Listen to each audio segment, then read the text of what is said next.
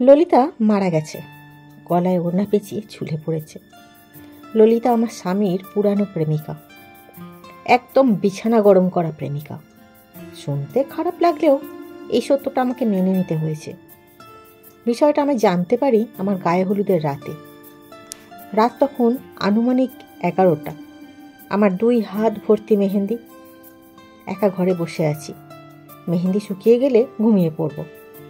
যদিও আমার 2 চোখে ঘুম নেই। অচেনা একজন মানুষের বউ হয়ে যাব রাত পোহালে।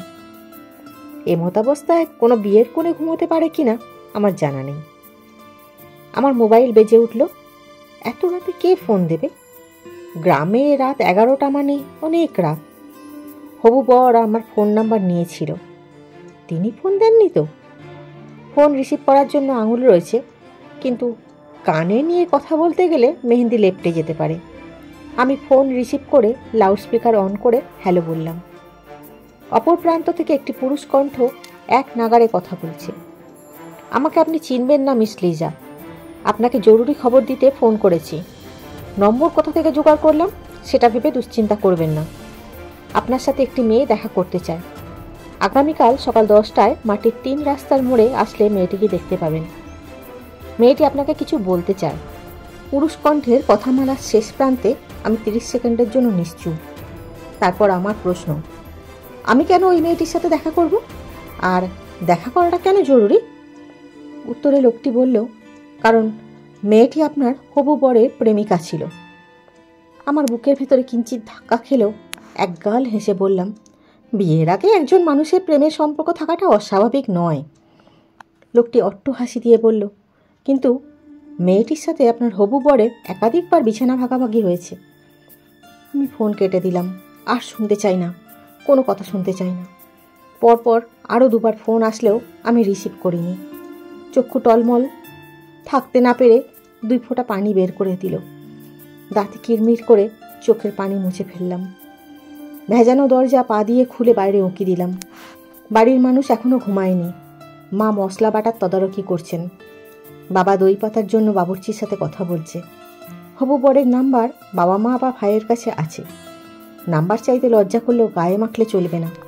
মাকে ডেকে জানতে চাইলাম, ভাইয়া কোথায় মা? মা বলল, ভাইয়ার বন্ধুদের ঘুমানোর জন্য ঘর দেখাতে গেছে। কিছুক্ষণের মধ্যেই ভাইয়ার দর্শন পেলাম। ডেকে এনে নির্লজ্জের মতো হবু বরের নাম্বার চাইলাম।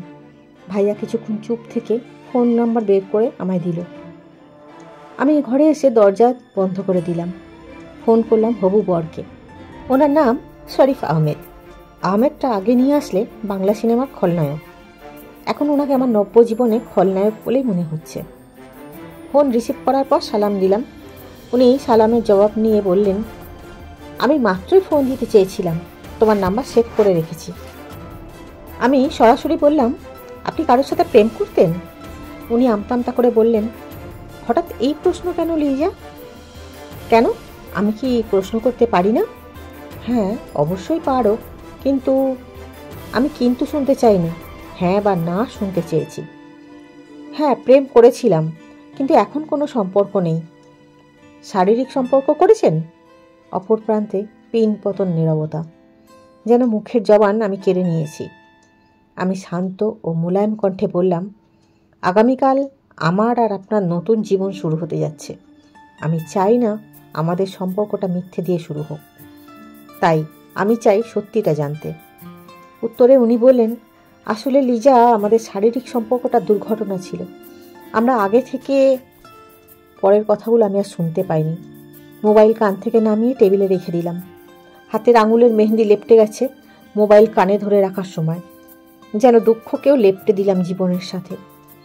গায়ে হলুদের রাতে বিয়ে বন্ধ করার মতো ক্ষমতা আমার হাতে ছিল না। শরীফ আহমেদ যেদিন আমাকে দেখতে এসেছিল সেদিন চেয়েছিলাম যেন বিয়েটা এখানে না হয়। বাবার অনেক সম্পত্তি আছে বলে ছেলে কিছু করবে না, শুধু ঘুরবে আর খাবে, ভবিষ্যতে কিছু একটা করবে, এসব শুনে লোকটাকে আমার পছন্দ হয়নি। ভবিষ্যতে কিছু একটা করলে এখন থেকে কেন শুরু করছে না? কিন্তু আমার এই যুক্তি বাবা মা ভাই কিংবা আমার চাচারা কেউ মানেনি। তারা ছেলে চিনতে ভুল করেনি, ভালো বংশ, সুখে থাকবো ইত্যাদি ইত্যাদি। আমার মতামতের দাম আর রইল না। আর একবার অন্য এক পাত্রপক্ষ দেখতে এসেছিল। সবেমাত্র ইন্টার পাস করা কিশোরী ছিলাম তখন। আমি জানতাম না আমাকে দেখতে এসেছে। ভাইয়ের সাথে এসেছিল ছেলেটি শুধু। যখন জানতে পারি আমাকে দেখতে এসেছে, আমি ছেলেটির সামনে হেসে ফেলি। ছেলেটি ফিরে গিয়ে ভাইয়াকে বলেছিল, তোমার বোনের নিশ্চয়ই অন্য কোনো সম্পর্ক আছে, তাই এমনটা করলো। ভাইয়া সেদিন বাড়ি এসে আমাকে খুব মেরেছিল। হাই স্কুলের প্রধান শিক্ষক আমার বাবা। আমাকে খুব আদর করতেন। আমার বিয়েতে বাবার আগ্রহ ও ইচ্ছে দেখে হাসি মুখে আগুনে ঝাঁপিয়ে পড়তে ইচ্ছা করবে। ফলাফল, বিয়েটা আমাকে করতে হলো। বিয়ের দিন সকালে আমি আর মেয়েটার সাথে দেখা করতে যাইনি। যেখানে হবু বর সব কিছু স্বীকার করে নিয়েছে, সেখানে মেয়েটা না হয় আরও 2 লাইন বাড়িয়ে বলবে। ওই 2 লাইন আমি আর শুনতে চাইনি। মানুষ সম্পর্কে যত কম জানা যায় ততই ভালো। একাধিকবার আমার বর আমার কাছে ললিতা সম্পর্কে বলতে চেয়েছে। আমি শুনতে চাইনি। আমি জানি ললিতার কথা শুনলে আমার খারাপ লাগবে, গা ঘিন ঘিন করবে। তবুও অগণিতবার বর আমাকে সেই কথা বলতে চেয়েছে, যেন বলতে না পারার কষ্ট তাকে কুড়ে কুড়ে খাচ্ছিল। তাই একদিন তার মনে জেদ চাপল, আমার কাছে সে না বলে শান্তি পাচ্ছে না। বাইরে সেদিন টিপটিপ বৃষ্টি, সাথে মৃদু ঠান্ডা হাওয়া। জানলা বন্ধ করা হয়নি। দিনের আলো নিভে এসেছে। এক একবার বিদ্যুৎ চমকে বাইরের অন্ধকারকে বিদায় জানানোর চেষ্টা চলছে, কিন্তু ব্যর্থ হচ্ছে। দিনের আলো হয়তো অন্ধকারকে দূরে ঠেলে দিতে পারে, কিন্তু মনের ভেতরকার অন্ধকারকে ঠেলে দেওয়ার মতো আলো কি আছে পৃথিবীতে? বর সেদিন জিদ নিয়ে বলল, লিজা, আজ তোমাকে শুনতেই হবে, নয়তো আমি শান্তি পাচ্ছি না। আমার অনিচ্ছায় সে তখন বলল, লিজা, আমি ললিতাকে ভালোবাসতাম, এটা সত্যি, কিন্তু ললিতা ভুল মানুষ ছিল। সে আমাকে কখনো ভালোবাসেনি, কখনো না, কোনো দিনও না। মুখ ফসকে সেদিন বলেছিলাম, ভালো না বাসলে বিছানা অবধি চলে গেল মেয়েটা। অসহায় চাহনিতে বর বলল, এই কথাটাই তোমাকে বিশ্বাস করতে হবে। আমাকে তোমার বিশ্বাস করতে হবে লিজা। ললিতা একাধিক ছেলের সাথে সম্পর্কে জড়িয়েছে, আর এতেই সে সুখ পেত। ললিতা ছিল অন্য ধর্মের, বাড়ি পাশের গ্রামে। একজন প্রেমিকের সাথে সে বেশি দিন থাকতো না। একজন ছেলের সাথে কিছুদিন প্রেম করতো, কিছুদিন ঘোরাঘুরি করতো, বিছানায় যাওয়ার পরিস্থিতি সৃষ্টি করতো সে নিজেই। তুমি হয়তো বলবে, মেয়ে হয়ে সে কেন এমনটা করবে? কিন্তু কিছু মানুষ কি অদ্ভুত থাকে না? তারা প্রেম ভালোবাসা মানে ওই পর্যন্তই। সে নতুন প্রেমিকের সন্ধানে ঘুরত।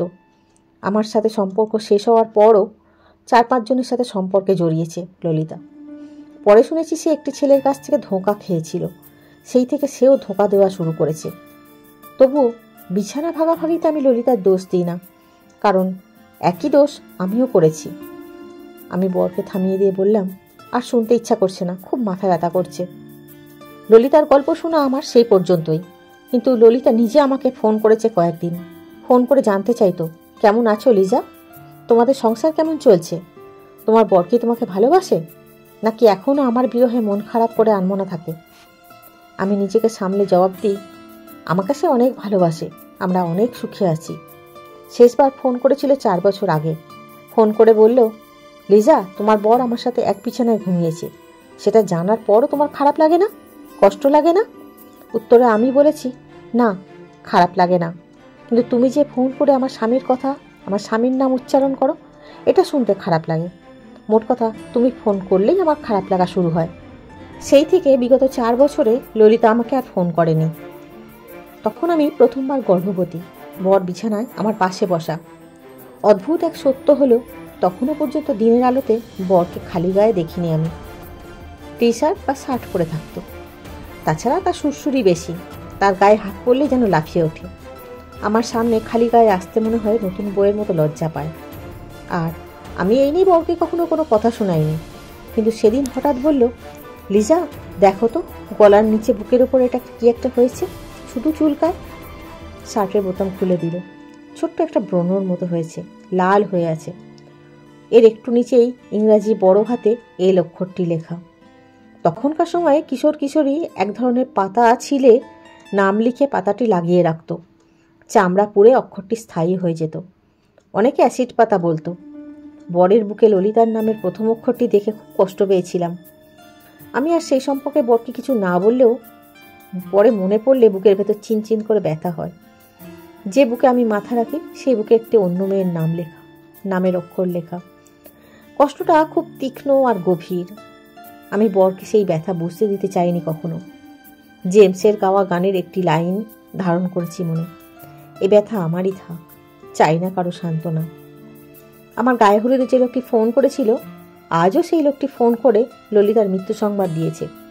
লোকটির পরিচয় আমার জানা নেই, অথবা লোকটির সাথে ললিতার সম্পর্কও আমি জানি না। তবুও 2 দিন 2 বার ফোন করে লোকটি দুটি সংবাদ প্রেরণ করেছে আমার কাছে। কেন জানি না, ললিতার আত্মহরণের সংবাদ পেয়ে আমার কষ্ট লেগেছে। বাইরে টিপ টিপ বৃষ্টি হচ্ছে। বর আমাদের আদরের মেয়েটাকে ছাতা মাথায় নিয়ে ঘরে ফিরল। বর তোয়ালে দিয়ে মেয়ের মাথা মুছে দিচ্ছে।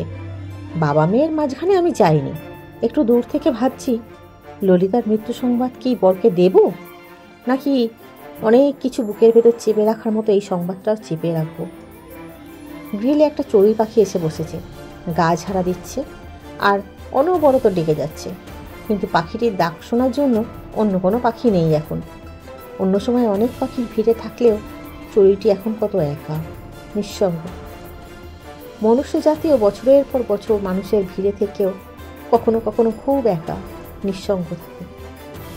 নমস্কার।